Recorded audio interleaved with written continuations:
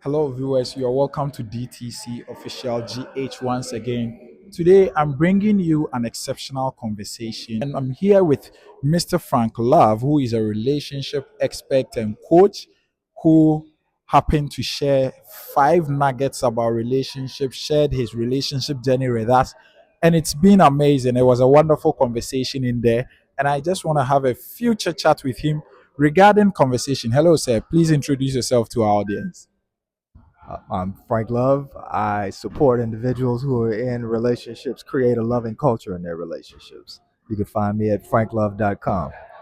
All right, so you find him at franklove.com. So let me get back to the days when I was growing up.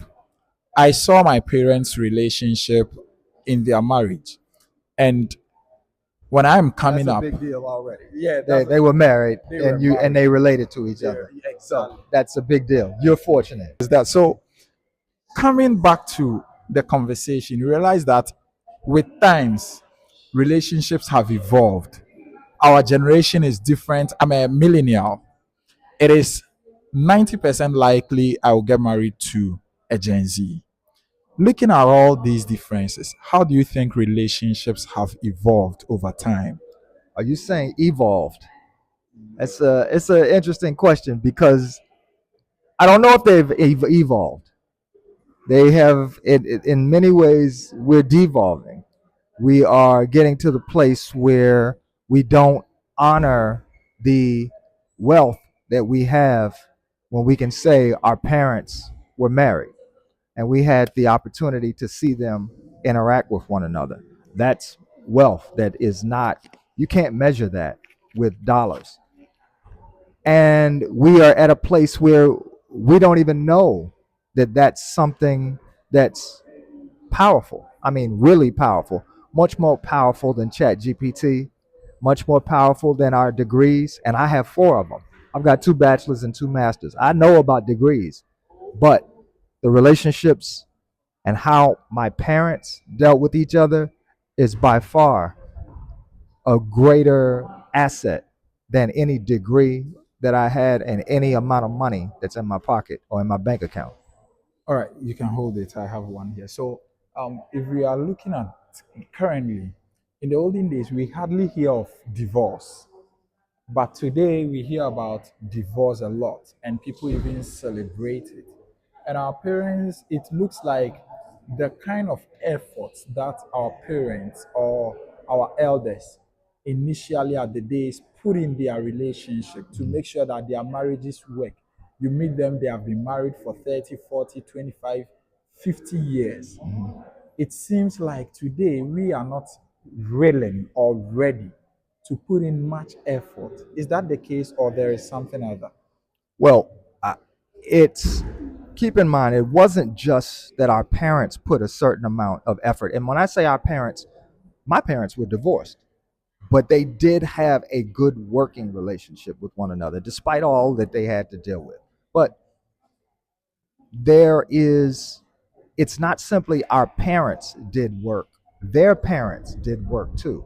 It is a generation and the generation before you. There's a proverb that says the the the best time to start teaching a child is 20 years before it's born.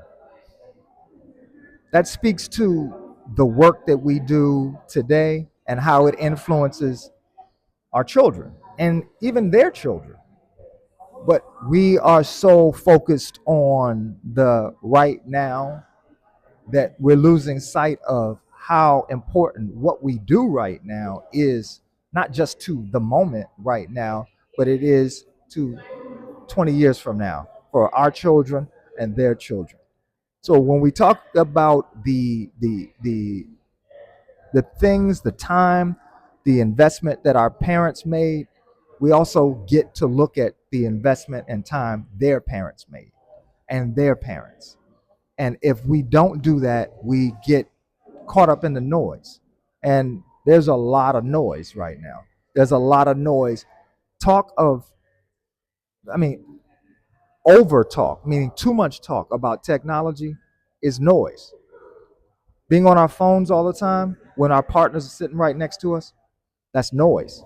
There's a lot of noise in our lives and in our relationships that we're paying too much attention to and not enough attention to our partners, our children, our parents, the people in our lives, and our communities. It doesn't take a lot of money to have a beautiful community. It takes the desire to invest in one another. All right, so now let me. This is probably going to be my last but one question. During your presentation, you spoke about love being about marketing. Hmm. You spoke about marketing. Can you delve deep in that? Sure, sure. I said love looks like marketing, and one of the ways love looks like marketing is when we are introduced to a product. We are introduced to that product many times. They say it takes 7 impressions to get a person to take action or to make a purchase.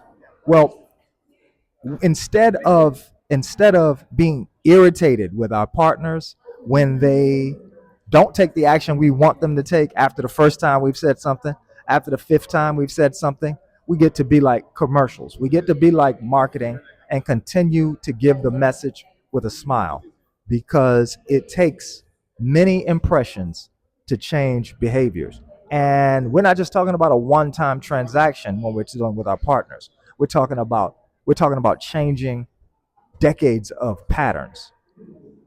It's bigger than us just talking to them.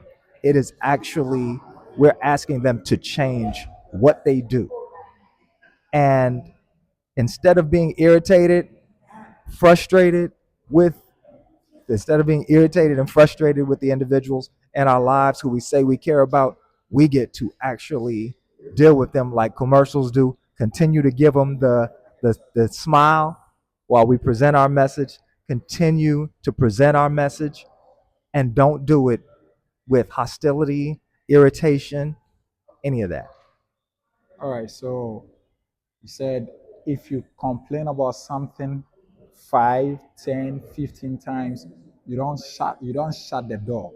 You continue saying it, improving it, just like marketers already do. Just The like same marketing. way you bought your toothpaste because of marketing, you can also change a pattern when you act like marketing in your relationship. So in your final words, say what what relationships advice or what are some tips you would like to give to younger ones like myself and my juniors who are coming up, who don't have the time to build or don't have the time to put in effort, who believes that relationships comes in two people being perfect, meanwhile we are not perfect? What is your final tips?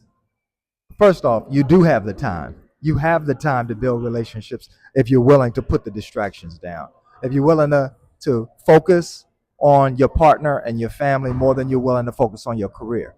And that's a mouthful. That's something that you have to consciously do, because we are programmed these days to focus on our degree, our career, and the nice car and the big house. That's what we're taught to focus on. We are not taught to focus on one another. Focus on one another. Focus on taking care of your partner, taking care of your children, and everything else will come together. The focus is on your family. That is technology. All right, thank you very much. This has been a conversation with Frank Love, who is a relationship expert, a coach, and you can reach him on all social media at Frank Love. Thank you. On Instagram, it's Mr. Frank Love. On Instagram, it's Mr. Frank Love. Thank you for joining us. We're grateful.